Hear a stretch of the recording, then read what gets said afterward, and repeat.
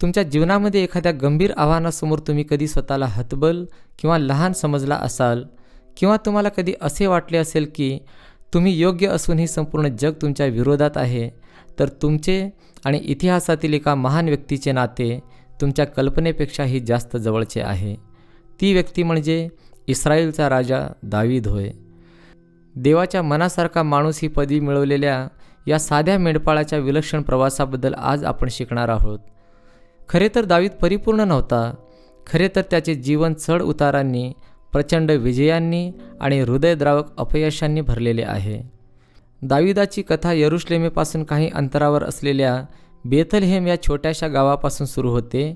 तेथे इशाया नावाचा एक सामान्य माणूस आपल्या कुटुंबासह राहत होता. त्याला कल्पनाही नसेल की त्याच्याच एका मुलाला निवडून परमेश्वर इस्रायलाचा इतिहास बदलणार होता. पहिले शमूएल अध्याय 16 आणि वचन 1 सांगते, देवाने एक थोर संदेष्टा असलेला शमूएल याला एका गुप्त आणि महत्त्वाच्या मोहिमेवर म्हणजे इस्रायलचा भावी राजाला अभिषेक करण्यासाठी इशायाच्या घरी बेथलहेम येथे पाठवले. इशायाला एकूण 8 मुले होती आणि त्यापैकी दावीद सर्वात लहान होता. दाविदाचे मोठे भाऊ त्यांच्या शक्तीसाठी आणि उंचीसाठी ओळखले जात होते, पण दावीद आपले दिवस शेतामध्ये वडिलाची मेंढरे राखण्यात घालवण्यात असे. खरे तर हे वरवर क्षुल्लक वाटणारे काम या भावी राजाचे चारित्र्य घडवत होते. बेथलहेमच्या शेतात दाविदाने असे धडे शिकले होते जे कोणत्याही राजवाड्यात तो शिकू शकला नसता. हिंस्र प्राण्यांपासून कळपाचे रक्षण करताना त्याने धैर्य शिकले होते. कमकुवत मेंढरांची काळजी घेताना त्याने दया आणि करुणा शिकली होती आणि कळपाला हिरव्या कुरणांकडे नेताना त्याने उत्कृष्ट नेतृत्व गुण आत्मसात केले होते. त्याला माहीत नव्हते, पण देव त्याला एका राष्ट्राचे नेतृत्व करण्यासाठी तयार करत होता. 1 शमूएल अध्याय 16 आणि वचन 11 सांगते, जेव्हा शमूएल इशायाच्या घरी पोहोचला तेव्हा सर्व मोठ्या मुलांना एकामागून एक असे त्याच्यासमोर उभे करण्यात आले, पण देवाने त्यांच्यापैकी कोणाचीही निवड केली नव्हती. गोंधळलेल्या शमूएलने इशायाला विचारले की त्याला अजून काही मुले आहेत का? यावर इशायाने उत्तर दिले, एक सर्वात लहान आहे, पण तो मेंढरे राखण्याचे काम करतो. तेव्हा शमूएलने त्याला बोलावण्यास सांगितले. तरुण दाविदाला शमूएल समोर उभे करण्यात आले तेव्हा शमूएलचे हृदय कदाचित आनंदाने भरून आले असावे. त्याच्यासमोर हा तरुण दावीद उभा होता, ज्याचे रूप तेजस्वी होते, डोळे सुंदर होते आणि व्यक्तिमत्व देखणे होते. पण सर्वात महत्त्वाचे ते होते जे परमेश्वराने त्याच्यामध्ये पाहिले होते. देवाने शमूएलला सांगितले, उठ आणि याचा अभिषेक कर, कारण हाच तो आहे. 1 शमूएल अध्याय 16 आणि वचन 13 आपण त्या क्षणाबद्दल वाचतो ज्याने दाविदाचे जीवन आणि इस्रायलचे भविष्य कायमचे बदलले. शमूएलने तेलाचे शिंग घेतले आणि त्याच्या भावांच्या उपस्थितीत दाविदाचा अभिषेक केला. वचन सांगते की त्या क्षणी परमेश्वराचा आत्मा दाविदावर सामर्थ्याने उतरला. या प्रवासाची सुरुवात आणि त्या दृश्यांची कल्पना करा. एक तरुण मेंढपाळ, कदाचित गोंधळलेला आणि आश्चर्यचकित झालेला, ज्याचा इस्रायलचा भावी राजा म्हणून अभिषेक केला जात आहे. त्याचे भाऊ जे त्याला नेहमी लहान भाऊ म्हणून पाहत होते, ते आता काहीतरी विलक्षण घडताना पाहत होते. पण या तरुण दाविदाचा खरा प्रवास तर नुकताच सुरू होणार होता. शमूएलने अभिषेक केल्यानंतर दावीद पुन्हा शेतात परतला. खरे तर बाहेरून पाहता काहीही बदलले नव्हते. तो अजूनही एक मेंढपाळच होता. अजूनही तो मेंढरे चारण्याचेच काम करत होता, पण त्याच्या अंतर्मनात एक रूपांतर सुरू झाले होते. परमेश्वराचा आत्मा त्याच्यासोबत होता आणि भविष्यात जे काही घडणार होते त्यासाठी त्याला तयार करत होता. आणि दुसरीकडे इस्रायलचा राजा शौलाच्या दरबारामध्ये अंधकार दाटून येत होता. 1 शमूएल अध्याय 16 सांगते की परमेश्वराचा आत्मा शौलापासून दूर गेला होता आणि एक दुष्ट आत्मा त्याला त्रास देऊ लागला होता. शौलाच्या सेवकांनी यावर उपाय शोधताना सुचवले की वीणा वाजवण्यात निपुण असलेल्या एखाद्या व्यक्तीला बोलावले जावे. त्यांचे असे मान्य होते की कदाचित संगीताने राजाची अस्वस्थता दूर होईल. तेव्हा दाविदाचे नाव समोर आले. एका सेवकाला तो माहीत होता आणि त्याने दाविदाचे असे वर्णन केले की तो तरुण दावीद केवळ उत्तम वीणाच वाजवत नाही, तर तो शूर योद्धा, बोलण्यात चतुर, देखणा आणि सर्वात महत्त्वाचे म्हणजे परमेश्वर त्याच्याबरोबर आहे असा तो तरुण आहे. अशा प्रकारे दाविदाला शौलाच्या दरबारात पाचारण करण्यात आले. बेथलहेमच्या शेतात दिवस घालवणारा तो तरुण मेंढपाळ आता राजवाड्यात राजाच्या अस्वस्थ आत्म्याला शांत करण्यासाठी संगीत वाजवू लागला होता. राजा शौल दाविदाच्या कलेने आणि स्वभावाने अतिशय प्रभावित झाला आणि त्याने त्याला आपला शस्त्रवाहक बनवले. या टप्प्यावर आपण पाहतो की देव कशाप्रकारे घटनांची आखणी करत होता. शेतात घालवलेल्या तासनतास वेळात विकसित झालेली दाविदाची संगीत कला आता त्याला दरबारी कामकाज आणि नेतृत्वाचे धडे गिरवण्यासाठी उपयोगी पडत होती. 1 शमूएलच्या 17व्या अध्यायामध्ये आपल्याला तरुण दावीद आणि पलिष्टी वीर गल्ल्यात यांच्यातील प्रसिद्ध लढाई पाहायला मिळते. इस्रायली सैन्य पलिष्टी लोकांशी युद्ध करत होते आणि गल्ल्यात नावाचा एक पलिष्टी योद्धा इस्रायलला युद्धामध्ये आव्हान देत होता. गल्ल्यात हा एक राक्षसकाय महावीर होता. 40 दिवस तो इस्रायलची चेष्टा करत राहिला आणि त्यांना लढण्यासाठी आपला योद्धा पाठवण्याचे तो आव्हान देत होता. दावीद जो काही काळासाठी आपल्या वडिलाची मेंढरी राखण्यासाठी परत गेला होता, त्याला त्याच्या मोठ्या भावांना अन्नसामग्री पोहोचवण्यासाठी युद्धाच्या छावणीत पाठवण्यात आले होते. तिथे पोहोचल्यावर त्याने गल्ल्यातचे आव्हान ऐकले आणि तो संतापला. त्याने विचारले, हा सुनता न झालेला पलिष्टी कोण आहे जो जिवंत देवाच्या सैन्याला आव्हान देतो? त्या राक्षसासमोर उभे राहण्याचे दाविदाचे धैर्य त्या क्षणी अचानक निर्माण झाले नव्हते, तर बेथलेहेमच्या शेतात तावून सुखाहून निघाले होते, जिथे त्याने आपल्या कळपांचे रक्षण करण्यासाठी सिंह आणि अस्वलांचा सामना केला होता. जेव्हा गल्ल्यातशी लढण्याच्या त्याच्या क्षमतेबद्दल प्रश्न विचारण्यात आला, तेव्हा दाविदाने आत्मविश्वासाने उत्तर दिले, ज्या परमेश्वराने मला सिंहाच्या आणि अस्वलाच्या तावडीतून वाचवले, तोच मला या पलिष्ठ्याच्या हातातूनही वाचवेल.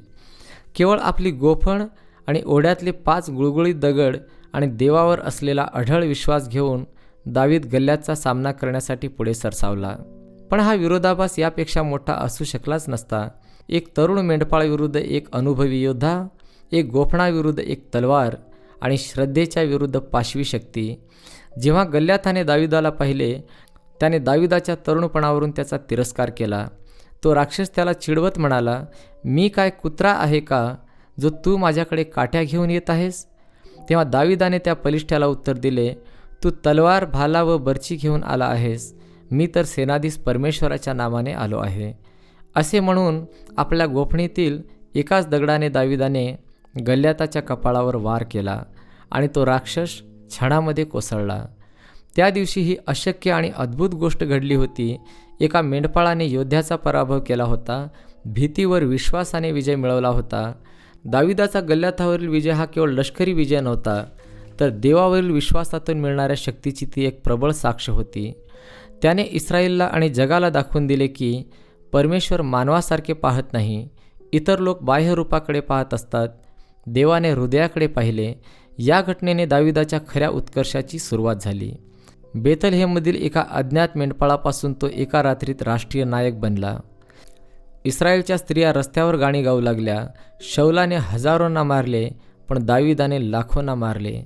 खरे तर दावीदचे तरुणपण त्याच्या गुप्त अभिषेकापासून ते गल्ल्यातवरील सार्वजनिक विजयापर्यंत पुढील सर्व गोष्टींचा पाया ठरले.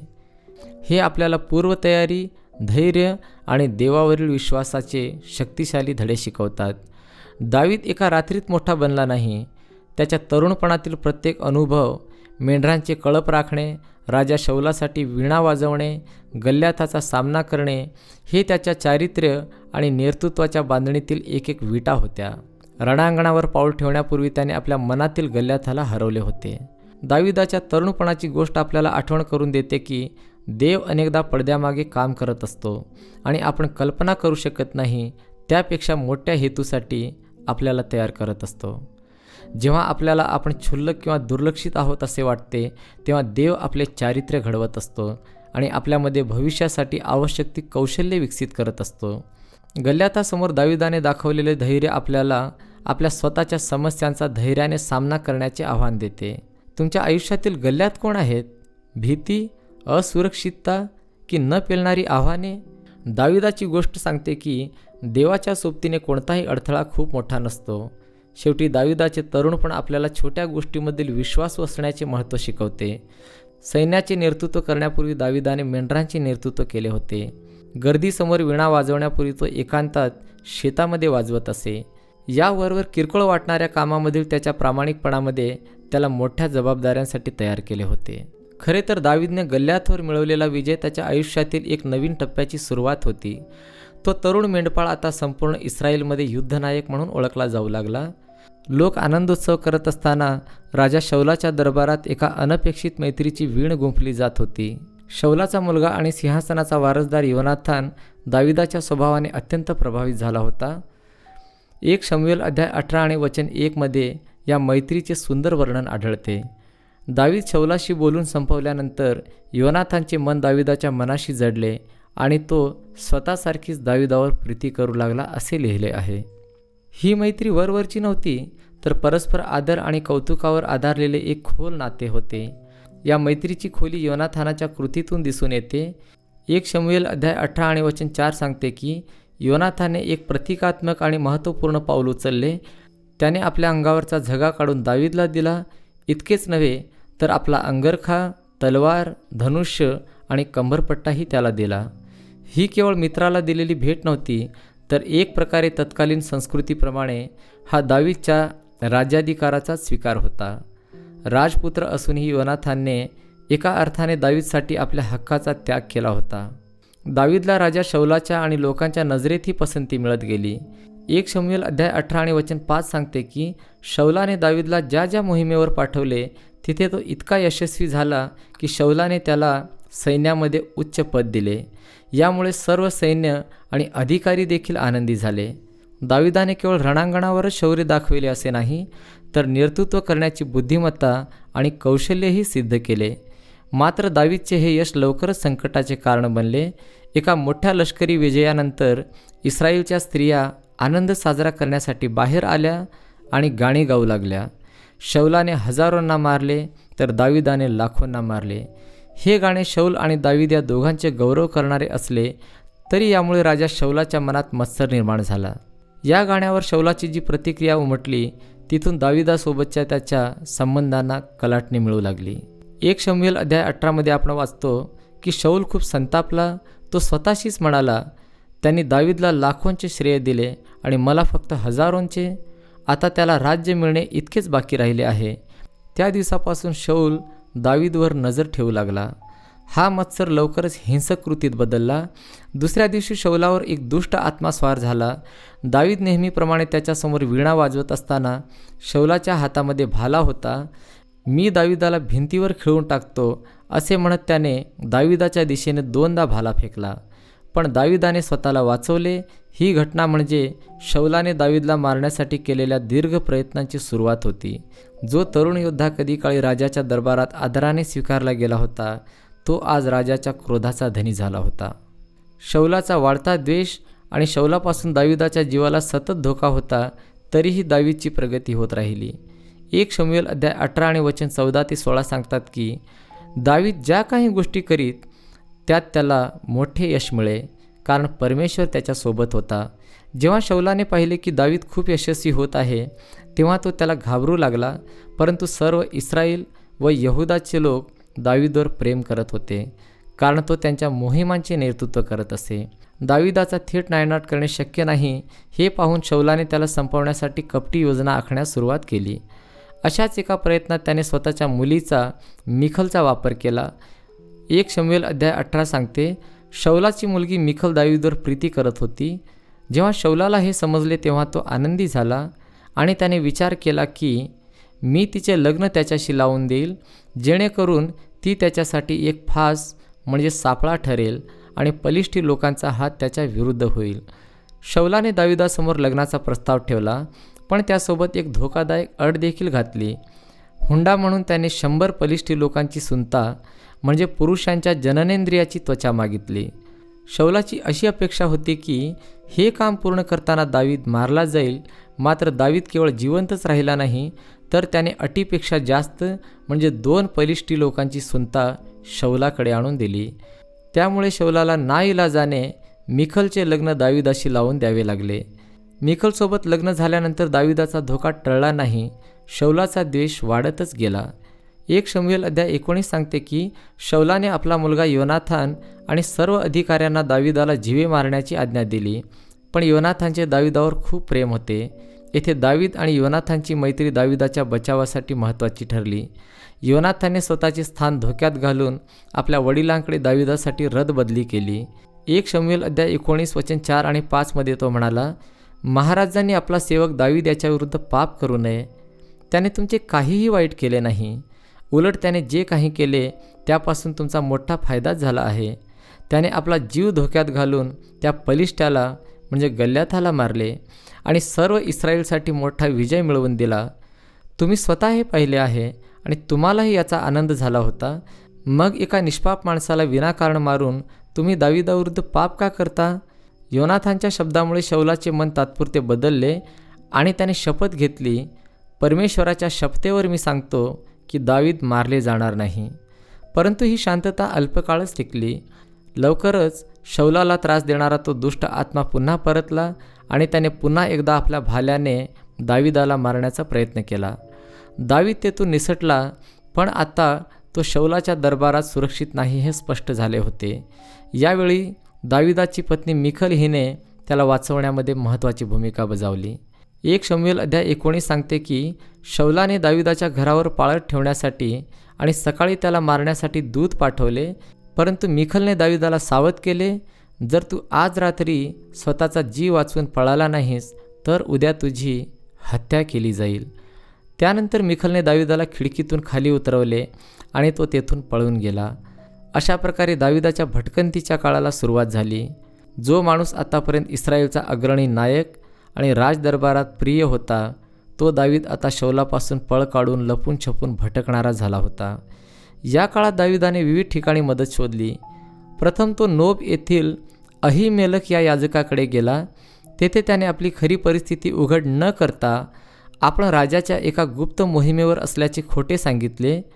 धोक्याची जाणीव नसल्यामुळे अहिमेलक याने दावीदाला समर्पित भाकरी आणि ज्या तलवारीने दावीदाने गल्याथाचा वध केला होता ती त्याला दिली.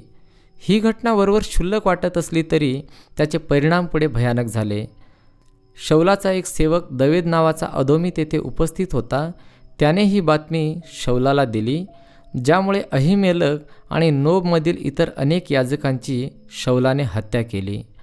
दरम्यान दावीदाने पळ काढत पलिष्टी प्रदेशातील गत येथे आश्रय घेतला, जिथे आपण इस्रायली योद्धा आहोत हे ओळखले जाऊ नये म्हणून त्याने वेडेपणाचे सोंग घेतले. त्यानंतर त्याने अदुल्लामच्या गुहेत आश्रय घेतला, जिथे त्याचे कुटुंब आणि संकटात असलेले कर्जबाजारी आणि असंतुष्ट असे अनेक लोक त्याला येऊन मिळाले. शौलाने दावीदाचा पाठलाग सोडलाच नाही. शौलाने नोबच्या निष्पाप याजकांचा नरसंहार केला. खरे तर या काळात दावीदाला शौलाला मारण्याच्या 2 संधी मिळाल्या होत्या, पण त्याने तसे करण्यास नकार दिला.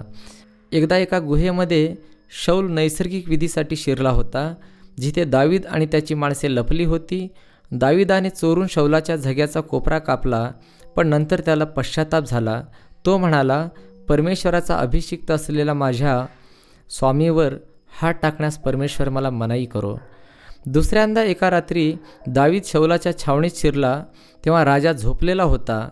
पुन्हा एकदा दावीदाने त्याला मारण्याची धाडस केली नाही, कारण त्याच्या मते देवाच्या अभिषिक्तावर हात उचलणे चुकीचे होते. या कृतीतून दावीदाचा देवाच्या सत्तेबद्दलचा आदर दिसून येतो. शौल कितीही चुकला असला तरी तो देवाचा अभिषिक्त राजा आहे हे दावीदने ओळखले होते. खरे तर दावीदाचा हा वनवासाचा काळ त्याच्या चारित्र्य निर्मितीसाठी महत्त्वाचा होता. राजवाड्याच्या सुखापासून दूर राहून तो देवावर विश्वास ठेवायला शिकला. याच काळात त्याने अनेक स्तोत्रांची रचना केली. त्याने विविध प्रकारच्या माणसांचे नेतृत्व करण्याचे कौशल्य आत्मसात केले, जे त्याला भविष्यात राजा म्हणून उपयुक्त ठरणार होते. शेवटी पलिष्टी लोकांशी झालेल्या युद्धात शौलाचा मृत्यू झाला. ही बातमी ऐकल्यावर दावीदला आनंद झाला नाही, उलट त्याने शोक व्यक्त केला. दावीदाने शौल आणि योनाथानासाठी विलाप गीत गायले. त्यानंतर शौलाच्या मृत्यूनंतर दावीदने देवाचा सल्ला घेतला आणि तो हेब्रोनला गेला. तिथे यहुदाच्या वंशाने त्याला राजा म्हणून अभिषिक्त केले. मात्र दावीदासाठी संपूर्ण इस्रायलवर राज्य मिळवणे सोपे नव्हते. शौलाचा सेनापती अब्नेर याने शौलाचा मुलगा इशबोशेत त्याला राजा घोषित केले, ज्यामुळे शौलाच्या घराण्यात आणि दावीदाच्या घराण्यात दीर्घकाळ ग्रहयुद्ध चालू झाले. या संघर्षाच्या दरम्यान अचानक अब्नेरने दावीदाची बाजू घेण्याचे ठरवले, पण दावीदचा सेनापती यवाब याने आपल्या भावाच्या हत्येचा बदला म्हणून अब्नेरचा खून केला. दावीदने या हत्येचा जाहीर निषेध केला आणि स्वतःचा या खुनाशी काहीही संबंध नसल्याचे स्पष्ट केले, ज्यातून त्याची न्यायाप्रती असलेली बांधिलकी दिसून येते. अनावश्यक हिंसाचार सहन न करणे, मग तो स्वतःचाच माणूस का असेना, हे दाविदाचे वैशिष्ट्य होते. अखेर शौलाचा मुलगा ईशबोशेतची त्याच्याच 2 माणसांनी हत्या केल्यावर हे यादवी युद्ध संपले. त्या दोघांनी दाविदाकडून बक्षीस मिळेल या आशेने ईशबोशेतचे शिर हेब्रोनला आणले. पुन्हा एकदा दाविदाच्या प्रतिक्रियेने सर्वांना थक्क केले. 2 शमूएल अध्याय 4:9-12 सांगतात, परंतु दाविदाने रिमोन बेरोथी याचा मुलगा रेकाब आणि त्याचा भाऊ बाना यांना उत्तर दिले, ज्या जिवंत परमेश्वराने मला सर्व संकटातून सोडवले आहे, त्याच्या शपथेवर मी सांगतो, जेव्हा कोणी मला शौल मेला असे सांगितले आणि त्याला वाटले की तो आनंदाची बातमी आणत आहे, तेव्हा मी त्याला पकडले आणि चिकलागमध्ये ठार केले. मी त्याला त्याच्या या बातमीबद्दल दिलेले बक्षीस ते हेच होय. मग जेव्हा दुष्ट माणसांनी एका निरपराध माणसाला म्हणजे ईशबोशेतला त्याच्या स्वतःच्या घरात आणि त्याच्या स्वतःच्या पलंगावर मारले आहे, तेव्हा मी तुमच्या हातून त्याच्या रक्ताचा सूड घेऊ नये आणि तुम्हाला पृथ्वीवरून नष्ट करू नये का? त्यानंतर दाविदाने आपल्या माणसांना आज्ञा दिली आणि त्यांनी त्या दोघांना ठार केले. त्यांनी त्यांचे हातपाय कापले आणि त्यांचे देह हेब्रोनमधील तलावाजवळ टांगले.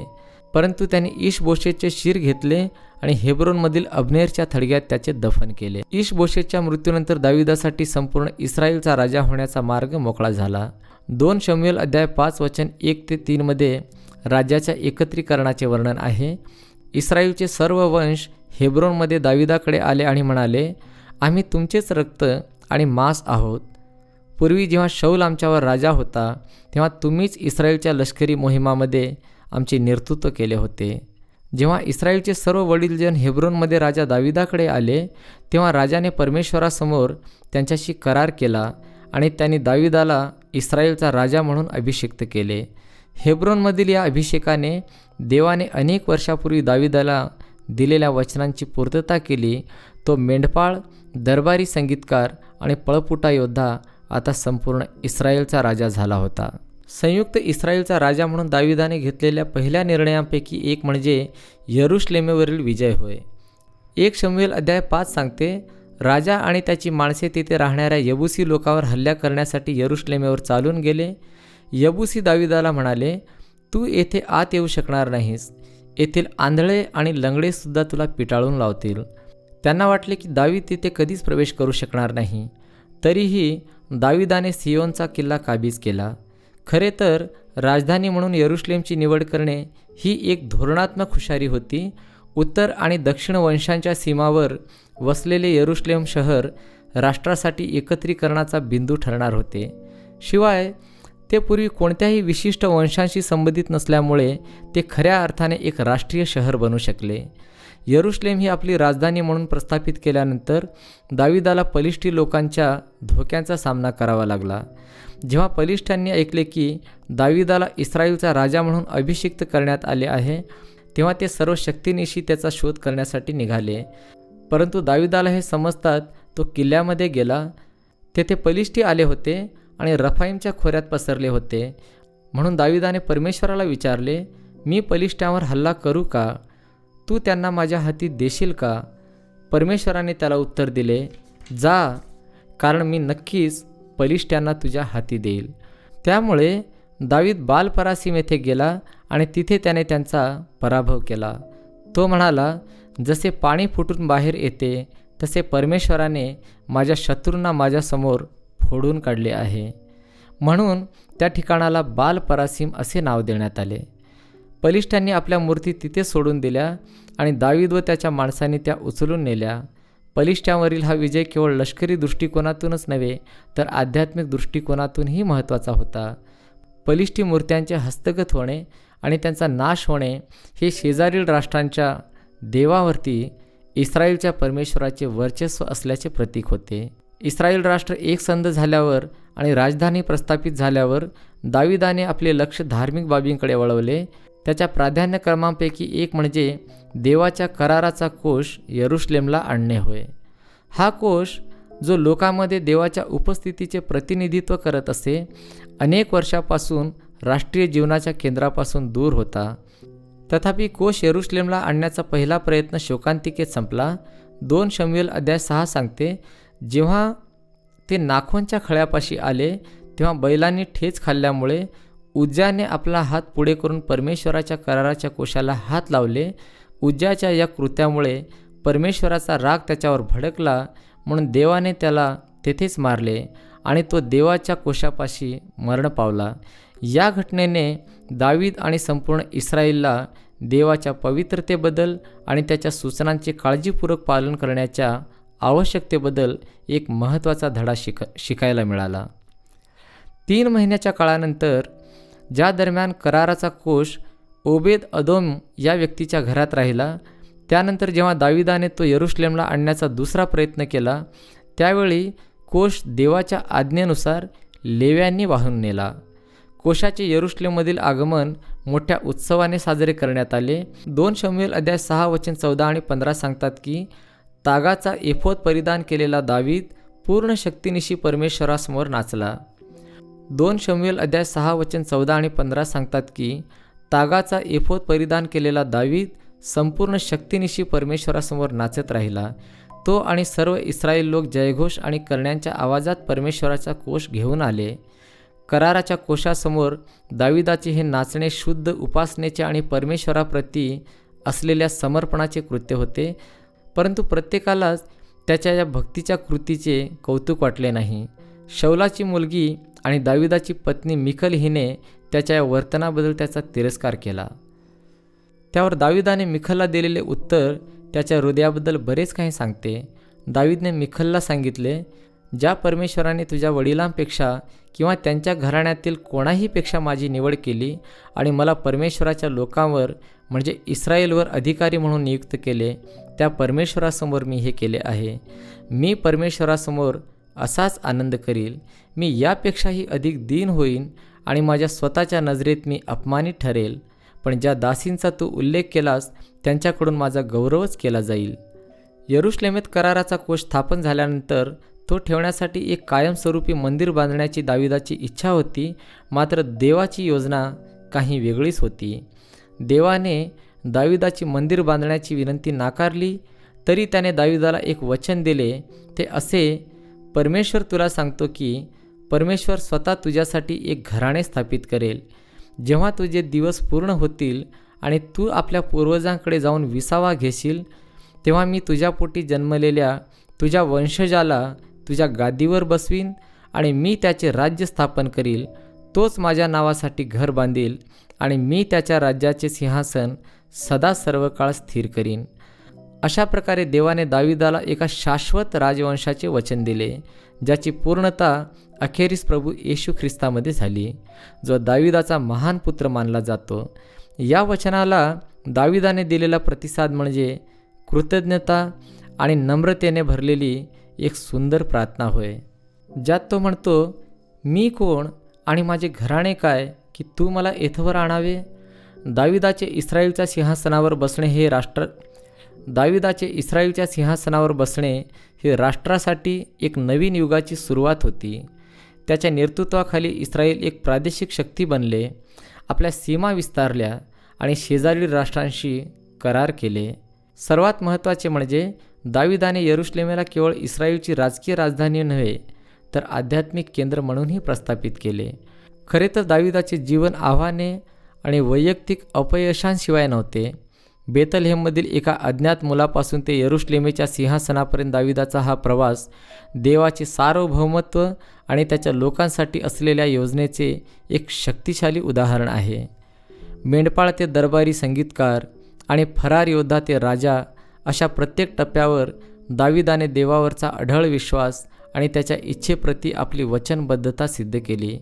दाविदाचे सिंहासनावर बसणे हे केवळ त्याचे वैयक्तिक यश नव्हते, तर तो इस्रायलच्या इतिहासातील एक महत्त्वाचा टप्पा होता. त्याच्या नेतृत्वाखाली राष्ट्राला एकता, शक्ती आणि दैवी उद्देशाची एक नवीन जाणीव मिळाली. इस्रायलची राजधानी म्हणून यरुशलेमेची केलेली निवड आणि तिथे कराराचा कोश स्थापित केल्यामुळे ते ठिकाण पुढील अनेक शतकांसाठी यहुद्यांसाठी उपासनेचे केंद्र बनले. दाविदाचे जीवन आपल्याला संयम, चिकाटी आणि देवाच्या वेळेवर विश्वास ठेवण्याचा मौल्यवान धडा शिकवतो. देवाच्या वचनांची पूर्तता होण्यासाठी दाविदाने छळ आणि वनवास सोसत अनेक वर्षे वाट पाहिली, मात्र त्याने कधीही बळजबरीनं राज्य काबीज करण्याचा प्रयत्न केला नाही. उलट अन्यायकारक वागणाऱ्या सत्तेचाही त्याने देवाचा अधिकार मानूनच आदर केला. तसेच आपण दाविदामध्ये एक असा व्यक्ती पण पाहतो जो परिपूर्ण नव्हता, पण आपल्या चुकांमधून शिकण्याची आणि देवाचे मार्गदर्शन घेण्याची त्याची तयारी होती. उज्जाच्या मृत्यूनंतरची त्याची प्रतिक्रिया आणि त्यानंतर यरुशलेममध्ये कोष आणताना त्याने घेतलेली काळजी हे त्याचे देवाच्या इच्छेसमोर नतमस्तक होण्याचे हृदय दर्शविते. जेव्हा दाविदाने संपूर्ण इस्रायेलवर आपले राज्य प्रस्थापित केले, तेव्हा त्याच्यासमोर नवीन आव्हाने उभी होती. त्याची कारकीर्द महान विजय आणि प्रादेशिक विस्ताराने गाजली, पण त्याचबरोबर खोल वैयक्तिक अपयश आणि वेदनादायक कौटुंबिक कलहानेही ती ग्रासली होती. तरीही सुरुवातीच्या वर्षात घातलेला पाया, सतत देवावर अवलंबून राहणे, न्यायाप्रती बांधिलकी आणि उपासनेची वृत्ती ह्यामुळे देवाने पुन्हा त्याला उभे केले. राज्याचे एकत्रीकरण झाल्यावर दाविदाने इस्रायलच्या विस्ताराकडे लक्ष दिले. 2 शमूएल अध्याय 8 सांगते की त्याने मोवाबी लोकांचा पराभव केला आणि त्यांना आपले मांडलिक बनवले. परमेश्वराने दाविदाला तो जिथे जिथे गेला तिथे विजय मिळवून दिला. या विजयामुळेच केवळ सीमाच विस्तारल्या नाहीत, तर राज्याला मोठी संपत्तीही मिळाली. दाविदाने युद्धातील लूट देवाला समर्पित करून आपली कृतज्ञता व्यक्त केली. दाविदाचे राज्य केवळ युद्धासाठी नाही, तर न्याय आणि करुणेसाठी ओळखली जाते. 2 शमूएल अध्याय 9 आपण पाहतो की जेथे दावीद विचारतो, शौलाच्या घराण्यातील अजून कोणी उरला आहे का, ज्याला मी योनाथानसाठी दया दाखवू शकेन. यातूनच त्याची भेट योनाथानाचा मुलगा मफीबोशेतशी झाली, ज्याच्यावर दाविदाने मोठी दया दाखवून आपले वचन पाळले आणि त्याचे योनाथानावरील प्रीतीचे प्रमाण दाखविले. मात्र आपल्या यशाच्या शिखरावर असताना दाविदाने असे एक पाप केले, ज्यामुळे त्याच्या कारकिर्दीला मोठा कलंक लागला. 2 शमूएल अध्याय 11 सांगते, ज्या काळात राजे युद्धावर जातात त्या वसंत ऋतूत दाविदाने आपल्या सैन्याला पाठवले, पण स्वतः तो यरुशलेममध्येच राहिला. आणि एका संध्याकाळी त्याने राजवाड्याच्या छतावरून बथशेबा नावाच्या एका स्त्रीला स्नान करताना पाहिले. ती दाविदाच्या एका निष्ठावान सैनिकाची म्हणजे उरिया हित्तियाची पत्नी होती. स्वतःवर ताबा ठेवण्याऐवजी दाविदाने तिला बोलावून घेतले आणि तिच्याशी व्यभिचार केला. जेव्हा तिला गर्भ राहिल्याचे कळाले, तेव्हा दाविदाने आपले पाप झाकण्याचा प्रयत्न केला. त्याने उरियाला युद्धभूमीवरून परत बोलाविले, जेणेकरून त्याला वाटेल की ते त्याचेच मूल आहे. पण उरियाने आपल्या सहकाऱ्यांच्या निष्ठेसाठी घरी जाण्यास नकार दिला. उरिया म्हणाला, योवाब आणि माझ्या स्वामींचे लोक मोकळ्या मैदानात तळ ठोकून आहेत, मग मी माझ्या घरी जाऊन खाणेपिणे आणि माझ्या पत्नीसोबत वेळ घालविणे कसे काय करू शकतो? तुमच्या जीवनाची शपथ, मी असे कधीही करणार नाही.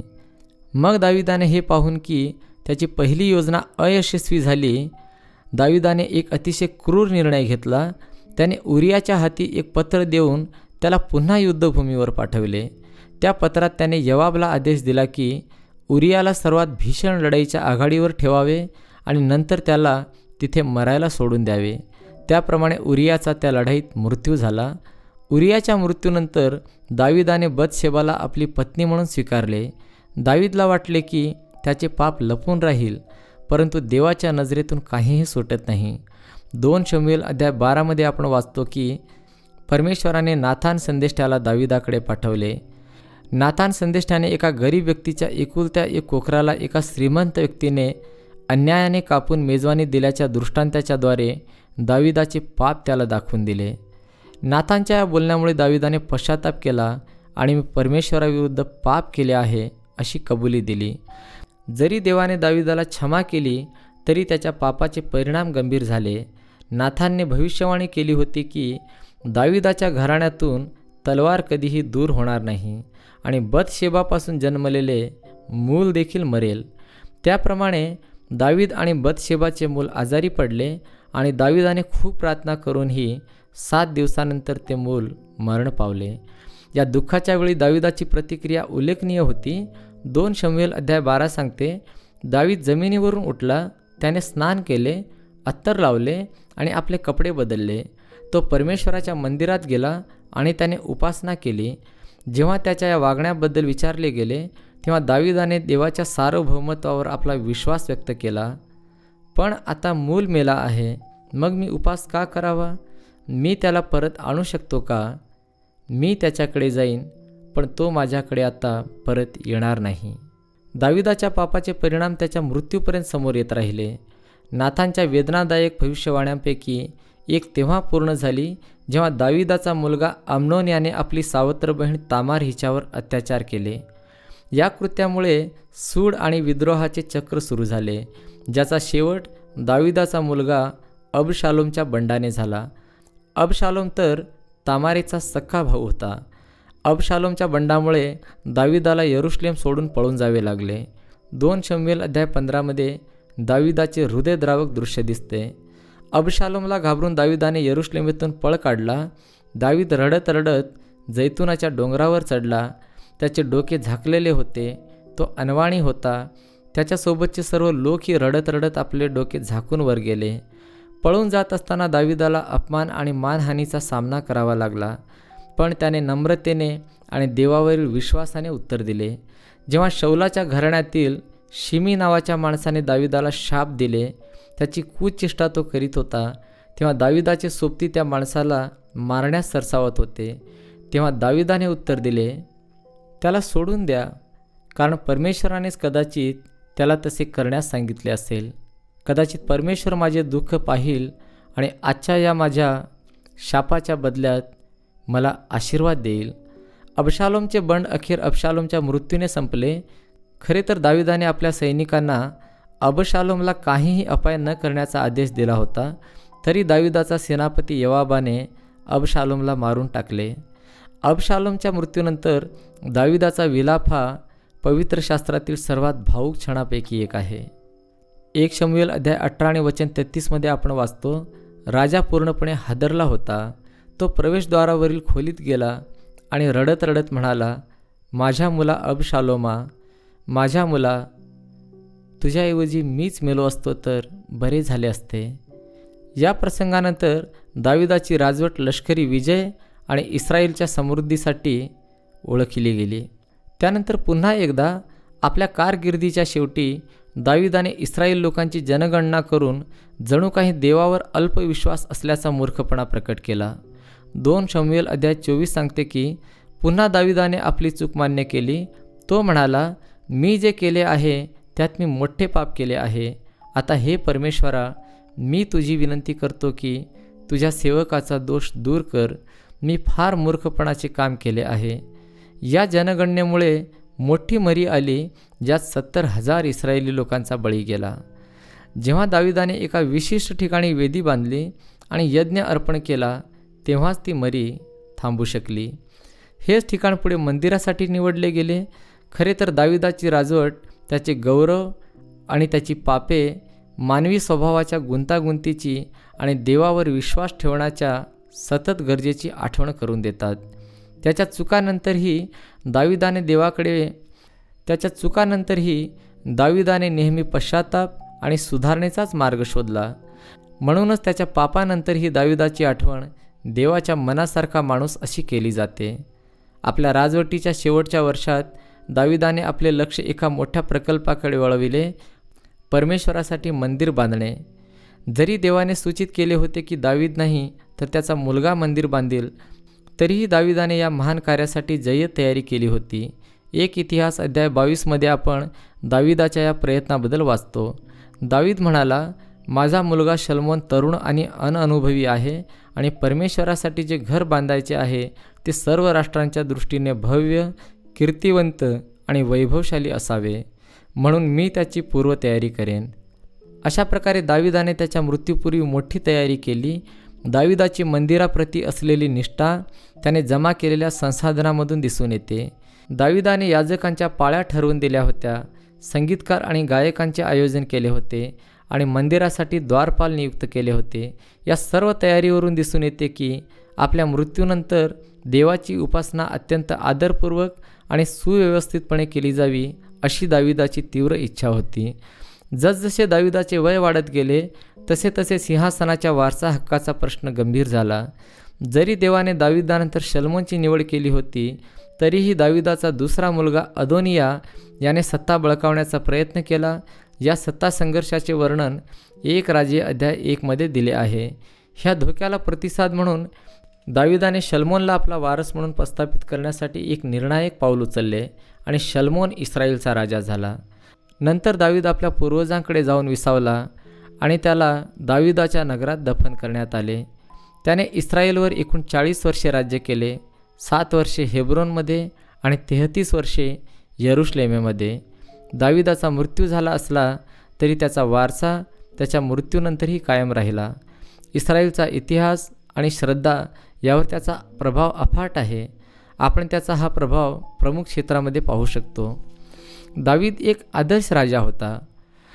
दावीद हा इस्रायलचा एक आदर्श राजा म्हणून ओळखला जातो. त्याच्या मृत्यूनंतर शतकानुशतके नंतरच्या राजांशी तुलना दावीदची केली जात असे. दाविदासारखा राजा असणे म्हणजे एक न्यायप्रिय आणि देवाचे भय बाळगणारा राजा असणे असे समीकरण बनले होते. साहित्यिक वारसा. दाविदाने स्तोत्रांच्या स्वरूपात एक महत्त्वपूर्ण साहित्यिक वारसा मागे ठेवला आहे. अनेक स्तोत्रे दाविदाच्या नावे आहेत. ती आजही विश्वासणाऱ्या लोकांसाठी सांत्वन, प्रेरणा आणि मार्गदर्शनाचा स्रोत आहेत. दाविदाची स्तोत्रे मानवी अनुभवांचे सर्व पैलू मांडतात, आनंदापासून दुःखापर्यंत आणि विश्वासापासून निराशेपर्यंत. परंतु हे सर्व नेहमी देवावरील अढळ विश्वासाच्या संदर्भातच असते. विश्वासणाऱ्यांची आशा.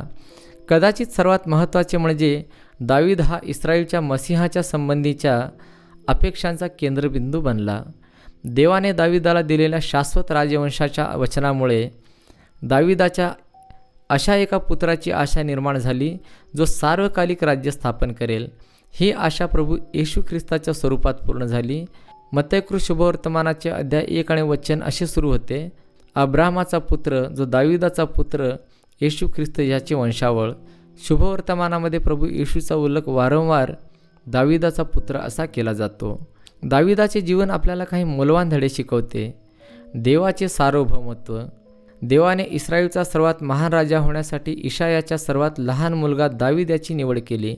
हे आपल्याला आठवण करून देते की देव आपले हेतू साध्य करण्यासाठी अनेकदा अनपेक्षित आणि उपेक्षितांचा वापर करतो. विश्वास आणि भरोसा. गल्ल्यातशी झालेल्या लढाईपासून ते परांगदा अवस्थेपर्यंत आणि राजा म्हणून केलेल्या कारकिर्दीत दाविदाने अशक्य परिस्थितीतही देवावर अढळ विश्वास दाखवला. पापाचे वास्तव आणि परिणाम. दाविदाचे जीवन पापाचे भयानक परिणाम देखील दर्शवते.